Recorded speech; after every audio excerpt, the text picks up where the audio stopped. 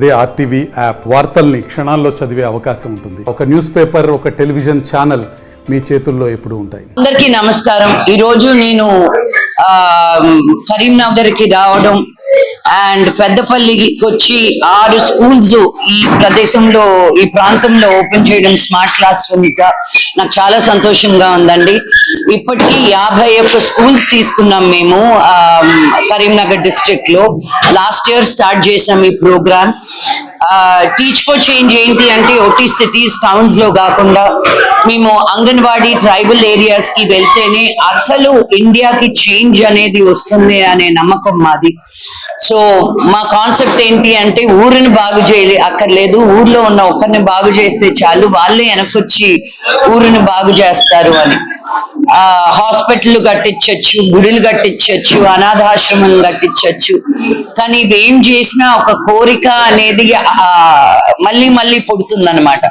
ఒట్టి ఒక ఎడ్యుకేషన్ అనే ఒక దానంలోనే వాళ్ళకు ఒక ఎంపవర్మెంట్ ఇస్తుంది. వాళ్ళు కూడా ఏదో ఒకటి సాధించాలి అనే ఒక ధ్యేయాన్ని ఇచ్చేది ఒక చదువు ఒకటి.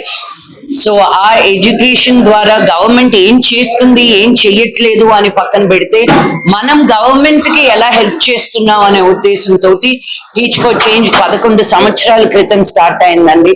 సో ఈ రోజు వచ్చి మీ అందరి ముందు మాట్లాడడం చాలా సంతోషంగా ఉంది. ఇక్కడున్న కలెక్టర్ హర్ష గారికి, మన minister IT minister Sridhar Babu గారికి చాలా కృతజ్ఞతలు తెలుపుకుంటాను. అండ్ మహాలక్ష్మి టెంపుల్ కి వెళ్ళానండి. ఆ వెనకాల ఉన్న బ్యూటిఫుల్ లోటస్ పాండ్ ని చూశాను. ఇక్కడికి వచ్చి ఏ కోరిక కోరుకున్నా తీరుతుంది అన్నారు. రేపు తమ్ముడు సినిమా మిరాయ్ రిలీజ్ అవుతా ఉంది. అండ్ 12వ తారీఖు 19వ తారీఖున నా సినిమా దక్ష అని నాన్నగారితో ఫస్ట్ టైం యాక్ట్ చేస్తున్నాను నేను ఊహ తెలిసాక.